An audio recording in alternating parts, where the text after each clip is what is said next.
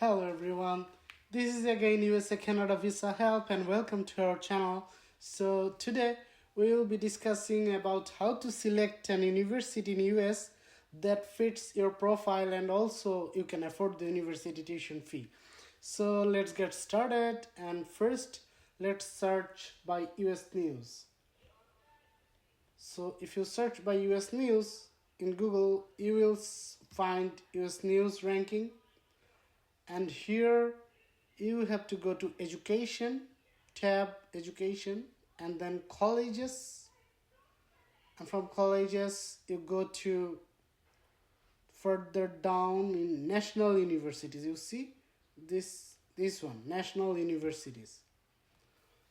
Okay, so a list will come now,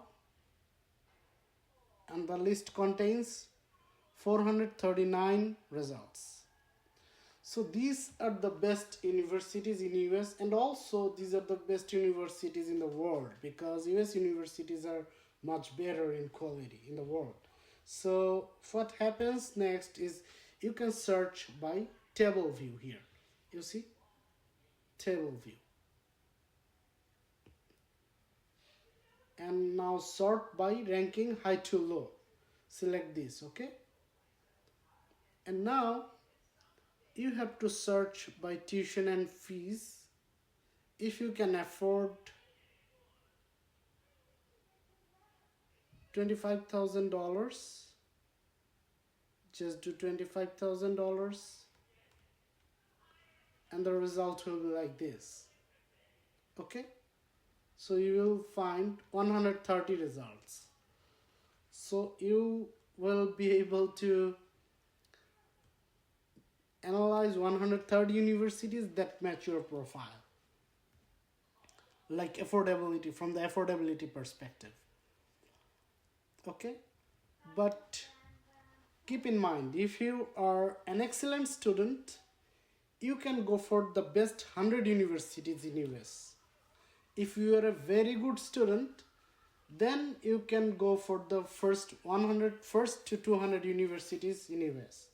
But if you are only good student, then you can go to 201 to 439 universities in US, which are in the ranking, US News ranking. But if you are not either an excellent student or a very good student, and if you are not even a good student, you will be thinking about applying to the universities that do not come in to the first 439 rankings. Okay, if you remove the sort of tuition and fees, then all 439 universities are again coming. So now, based on this ranking and based on the tuition fee you can afford, you can search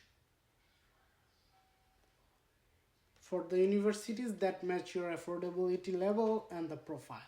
So for example, if you are a very good student, then you have to go for 101 to 200. What does it mean by very good student? If your GPA belongs to 3 to 3.25, then you can be considered a very good student for graduate level. And for undergrad, if you have scored 75% or less than 80%, then you will be considered a very good student. Who are the excellent students who have who have obtained 80% or above score in 12th grade, or has 3.25 or above GP out of 4 in undergrad for graduate admission, then those students are considered excellent students. And also the excellent students sometimes have GMAT or GRE score, so for grad, and SET score for undergrad, and high scores, of course. And very good students also sometimes have GMAT or GRE score, but an average GMAT or GRE score, not good scores. So those people are very good students, and they have GPA 3 to 3.25, or they have 12th grade score of 75% to 79% for undergrad admission. So these are the very good students. They can search for universities from 100 to like this one 105 in the ranking, or 115, 124. These are the very good universities, not excellent ones, of course. So why it is important to get admission into a very good or excellent university? Because the offer letters from excellent, very good, or good universities have the offer letters will give a student maximum possibility of the visa approval. But if you go to the visa officer with an offer letter that is not from excellent, very good, or good universities, then the visa approval possibility will come down, and it is almost certain that your visa application will be refused.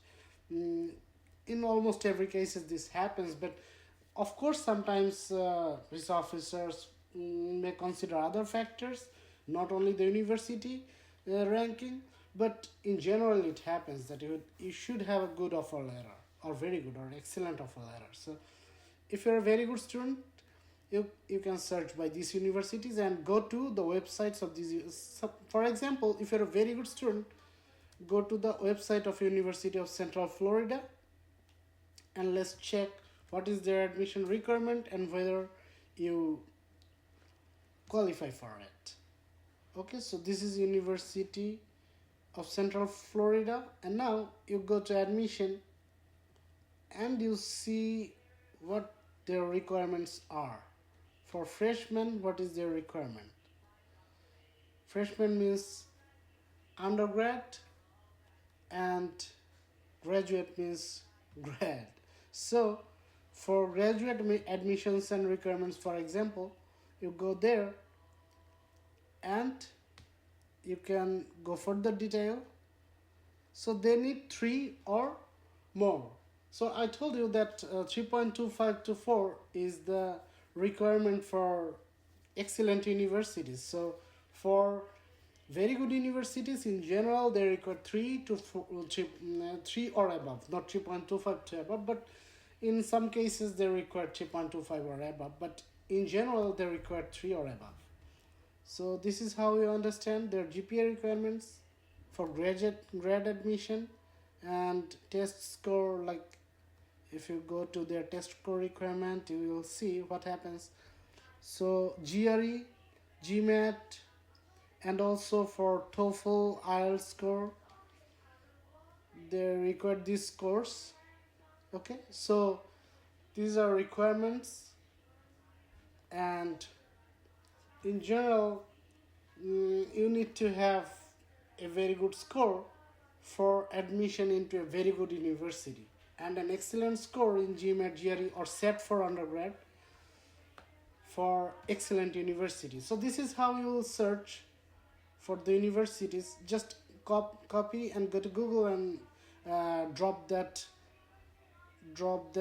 paste there in Google and find the university website and go to their admission requirements, and you will be able to understand what are the requirements and whether you fit or not.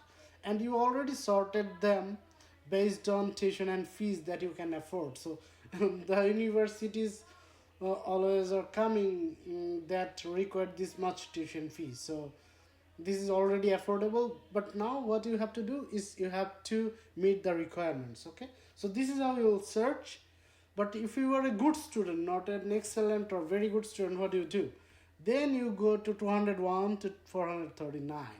So go further down, and yes, you have started to find 201 and then below. So University of North Carolina, Wilmington, what they require, go to Google. This 201, so this is not very much below, so they may need something good. So go to their website, go to admissions, and now for example you are going to search for undergrad. So for undergrad, what they require,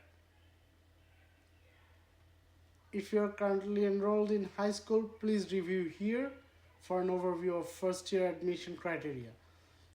So I hope this is how you will search the universities based on your affordability and the ranking and also the profile you have. So I hope that's everything for today, and we will be discussing about the next stages of your admission process and also the visa application process in our subsequent videos.